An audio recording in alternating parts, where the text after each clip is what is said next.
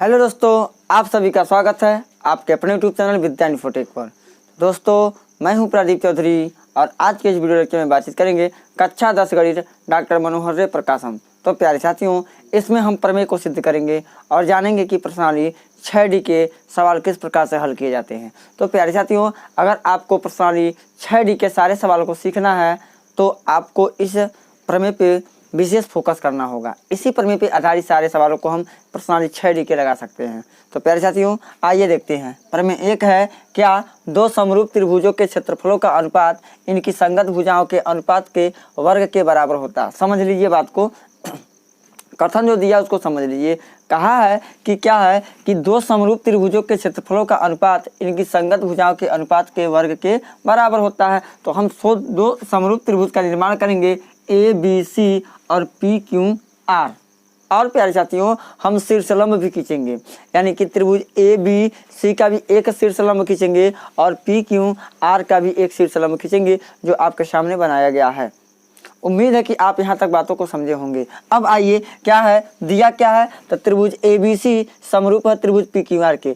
दो समरूप त्रिभुज दिए गए हैं और क्या दिया है, सिद्ध क्या करना प्यारे साथियों, एरिया त्रिभुज ABC अपान एरिया त्रिभुज PQR, यानी कि दोनों त्रिभुजों के क्षेत्रफलों का अनुपात बराबर इनकी संगत भुजाओं के वर्ग के अनुपात के। तो यानी कहने का तात्पर्य है कि AB बटे PQ का वर्ग बराबर है BC बटे QR का वर्ग बराबर है AC बटे PR के वर्ग के। यानी कि किन्हीं दो को यानी कि संगत भुजा के अनुपात के वर्ग के बराबर होता है। यही तो हमको दर्शाना है ना। चाहे इसका इस यानी कि त्रिभुज यानी दोनों त्रिभुजों का अनुपात इसके भुजा या भुजा हमारा AB बटे PQ है, इसका वर्ग के बराबर कह दीजिए, चाहे इसको इसके वर्ग के बराबर कह दीजिए, चाहे इसको इसके बराबर हम कह सकते हैं। तो रचना में क्या लिखेंगे प्यारे साथियों, क्या त्रिभुज ABC और त्रिभुज PQR में क्रमशः शीर्षलंब AM और PN खींचा, जो हम आपके सामने खींचे हैं। उम्मीद है कि यहाँ तक आप समझे होंगे। अब आइए सीधे हम चलते हैं उपपत्ति में। क्या है उपपत्ति, थोड़ा गौर कीजिएगा। उपपत्ति में हम जानते हैं प्यारे साथियों, त्रिभुज का क्षेत्रफल का फार्मूला क्या होता है। आप जानते हैं कि त्रिभुज का क्षेत्रफल बराबर होता है 1/2 आधार गुणे संगत ऊंचाई, या तो शीर्षलंब कह दीजिए या त्रिभुज की ऊंचाई कह दीजिए। तो क्या लिखेंगे, लिखिए एरिया त्रिभुज ABC बटे क्या लिखिएगा, एरिया त्रिभुज PQR बना दीजिए। क्या होगा, एरिया त्रिभुज का एरिया कितना होगा, ऊपर ABC का हो जाएगा 1/2 आधार बोले तो आधार किसको लेंगे, BC को ले लेंगे, यानी 1/2 गुणे BC गुणे ऊंचाई कितना है AM है, बटे में क्या हो जाएगा 1/2 गुणे अब PQR में क्या हो जाएगा आधार QR गुणे लंब क्या है शीर्षलंब PN हो जाएगा। और कीजिएगा 1/2 से 1/2 क्या हो जाएगा कैंसिल, यानी बचा क्या प्यारे साथियों, थोड़ा गौर कीजिएगा। यहाँ से हम लिख रहे हैं, यहीं से लिख देते हैं कि एरिया त्रिभुज ABC अपान क्या लिखेंगे, एरिया त्रिभुज PQR बराबर है प्यारे साथियों BC गुणे AM अपान कितना हो जाएगा QR गुणे PN की। इसको हम समीकरण नंबर क्या मान लेंगे, 1 मान लेंगे। गौर कीजिएगा। अब प्यारे साथियों, थोड़ा का विचार विमर्श कीजिए। हम क्या करेंगे, यानी कि यहाँ से इस त्रिभुज को देखेंगे, इस त्रिभुज में देखेंगे, इसमें देख लीजिए और इसमें हम देख लेंगे। इतने त्रिभुज में हम क्या करेंगे, देख लेंगे। क्या AMB और PNQ में चाहे जो शीर्षलंब खींचा गया उसके लेफ्ट वाला देख लीजिए, चाहे राइट वाला देख लीजिए। अगर इसमें लेफ्ट देखेंगे उसमें भी लेफ्ट देखेंगे। जो त्रिभुज में दो त्रिभुज दिखाई दे रहा है, यहाँ पे और यहाँ पे, अगर इसको इस त्रिभुज में इसको देखेंगे तो इस त्रिभुज में भी इसको देखेंगे। इन दोनों त्रिभुजों को समरूप सिद्ध कीजिए। आपको समरूप दिखाना है, तो आइए अब दिखाते हैं। तो लिखेंगे हम त्रिभुज किसमें AMB तथा त्रिभुज किसमें PNQ में क्या देख रहे हैं दोनों त्रिभुजों में। चूंकि हम जानते हैं प्यारे साथियों, पूरा त्रिभुज ABC और पूरा त्रिभुज PQR समरूप है, या प्रश्न से ही मिला है। तो समरूप त्रिभुज की संगत कोण आपस में बराबर होता है तो हम कह सकते हैं कि जो कोण बी है, जो कोण बी है वह कोण क्यू के बराबर होगा। क्यों यह बराबर है? अपने त्रिभुज ए बी सी समरूप है त्रिभुज पी क्यू आर की। समरूप है तो हमारा कोण संगत कोण आपस में क्या होगा? बराबर होगा। दूसरा हमको क्या देख रहे हैं कि जो कोण यम है, जो कोण यम है वह बराबर है प्यारे साथियों कोण यन के। क्यों बराबर है? क्योंकि यह समकोण है। ये देंगे समकोण है, समकोण है, समकोण है कि नहीं है? बिल्कुल है, आप कहिएगा। तो हम लिख सकते हैं कि क्या कोण कोण समरूपता नियम से हम जानते हैं किसी त्रिभुज की अगर दो संगत भुजा आपस में बराबर होती है तो तीसरी भुजा ऑटोमेटिक बराबर हो जाती है।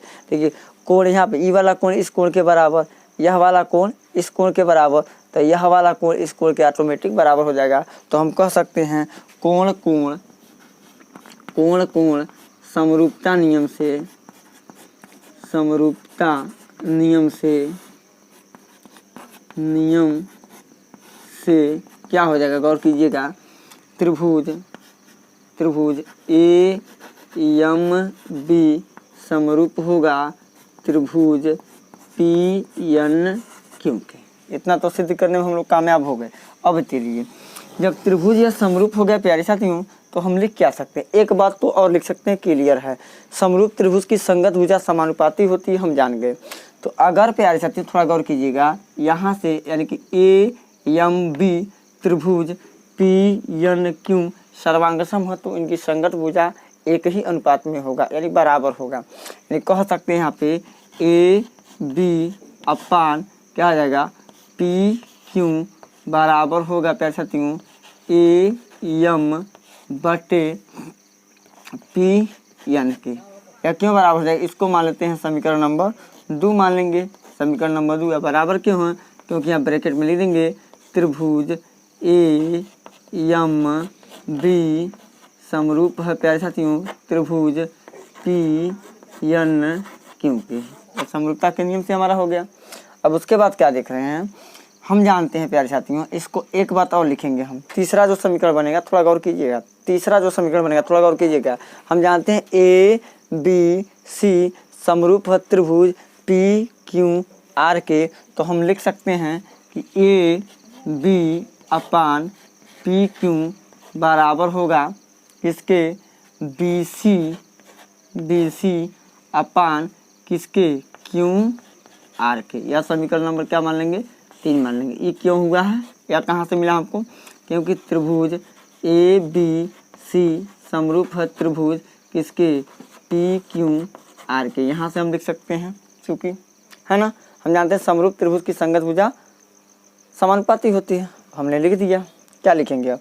समीकरण 2 व समीकरण किससे? 3 से। क्या देख रहे हैं समीकरण 2 व 3 से कि अगर किसी भी समीकरण के अगर यल एच एस पक्ष बराबर है आपस में तो आर एच एस पक्ष ऑटोमेटिक बराबर हो जाएंगे। आप जानते हैं तो इसको लिख सकते हैं क्या? देखिए A B upon P Q, A B upon P Q, इधर वाला बराबर आपस में है तो इधर वाला भी बराबर हो जाएगा, नहीं हो जाएगा? बिल्कुल हो जाएगा। तो क्या हो जाएगा? A M upon P N बराबर लिख सकते हैं बी सी बटे क्यू आर के। यहाँ पे हो जाएगा प्यारे साथियों क्या? समीकरण नंबर इसको कह सकते हैं 4। तो अब प्यारे साथियों लिखेंगे समीकरण 1 व समीकरण किससे? 4 से। समीकरण 1 व किससे देखेंगे? 4 से। देखिए समीकरण 1 कहाँ पे है? यहाँ पे है। यानी कि ए एम बटे पी एन के जगह है यानी कि B C upon Q R. देखिए B C upon Q R गुणे A M upon P N के है कि नहीं है? एकदम इसको हम अलग अलग लिख सकते हैं। बी सी के बटे क्यू आर कर दीजिए और ए एम के बटे पी एन कर सकते हैं इसको। तो A M upon P N के जगह हम बी सी बटे क्यू आर आराम से एडजस्ट कर सकते हैं, लिख सकते हैं क्योंकि यह दोनों चीज़ आपस में बराबर हैं। तो यानी लिखेंगे क्या? एरिया त्रिभुज ए बी सी अपान क्या हो जाएगा? एरिया त्रिभुज पी क्यू आर बराबर इसको लिख सकते हैं B C upon Q R गुणे BC अपान क्यू आर, इतना काम हो जाएगा फाइनल, लिख सकते हैं।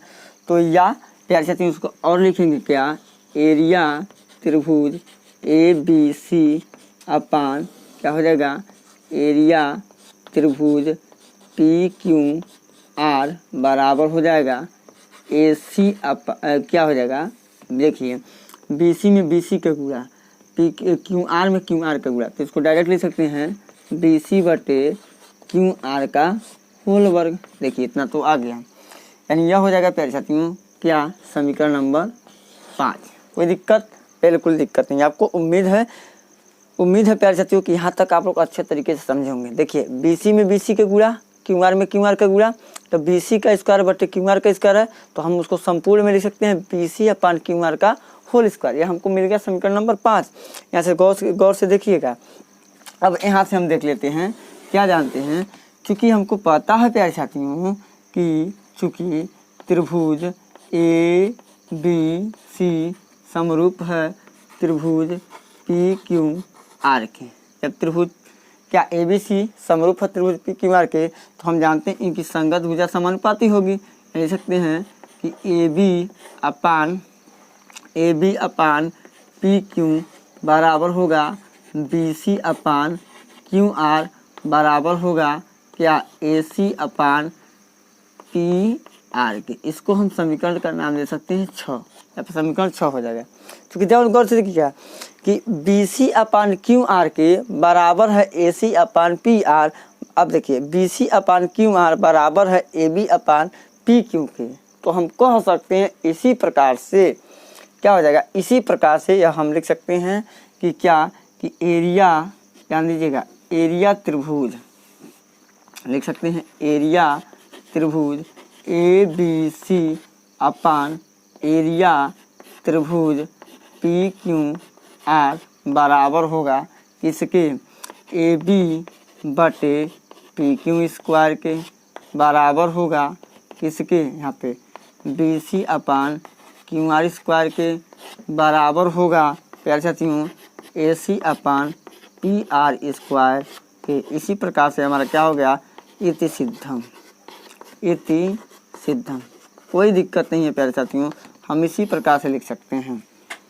बताइए सवाल में कोई दिक्कत हो तो कमेंट बॉक्स में कमेंट करके कर भी बताएं, लेकिन यार आप फुल्ली कंसेप्ट आपको समझ में आया होगा। कुछ ना कीजिए, आपको कुछ करने की ज़रूरत नहीं है। पहले आप स्टेटमेंट पढ़ेंगे, यानी जो कथन दिया रहेगा उसको पढ़ेंगे।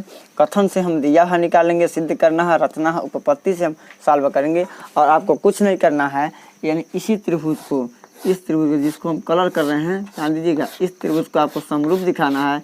और जब समरूप दिखा देंगे इस त्रिभुज को, बाकी काम आसान हो जाएगा आपके लिए। इसी त्रिभुज को प्यारे साथियों हम क्या किए हैं, समरूप दिखाए हैं, जितना हम कलर किए। इसमें भी इसको हम क्या किया, हमने समरूप दिखाया है। जब इसको समरूप दिखाने में अगर कामयाब हो जाते हैं तो बाकी सब काम आप जानते हैं कि ऑलरेडी से पता है कि पूरा त्रिभुज ABC, पूरा त्रिभुज PQR के क्या है, समरूप है। तो समरूप त्रिभुज की संगत भुजा समानुपाती तथा संगत कोण आपस में क्या होते हैं, बराबर होते हैं। इसी का हम नियम लगाए हैं, बाकी तो हमारा सिद्ध हो गया है ना। कोई घबराने की जरूरत नहीं है। उम्मीद है कि यह प्रश्न आपको अच्छे तरीके से समझ में आया। अब इसका आप शॉर्ट एक्शन ले सकते हैं, और यूपी बोर्ड के लिए वेरी इंपॉर्टेंट है। यह परीक्षा बोर्ड में भी आ सकता है सिद्ध करने के लिए। और इसको आप एक बार अगर समझ जाते हैं तो यूँ चुटकियों में प्रश्नावली 6D के सारे सवालों को हल कर लेंगे। ये कोई बात नहीं है, दोनों गौर कीजिएगा। इसी अपान एरिया त्रिभुज PQR जो है इसके भी बराबर है, और इसका इसके भी बराबर है, और यह वाला चीज़ इसके भी बराबर। किसी तीनों भुजाओं के अनुपात में किसी के वर्ग के बराबर हम दिखा सकते हैं, ये जो आपको सिद्ध हो गया। चलिए अब हम अपने कर्मिक चर्चा को यहीं पर करते हैं बंद, और पुनः मिलते हैं अगले वीडियो लेक्चर में शेष बचे सवालों के साथ। कुछ एग्जाम्पल भी कराया जाएगा और कुछ प्रश्नावली के सवालों के भी हम कराएंगे। तो अब पुनः आज के वीडियो लेक्चर में इतना ही बात करेंगे। पुनः मिलते हैं अगले वीडियो लेक्चर में। पूरा वीडियो देखने के लिए बहुत धन्यवाद।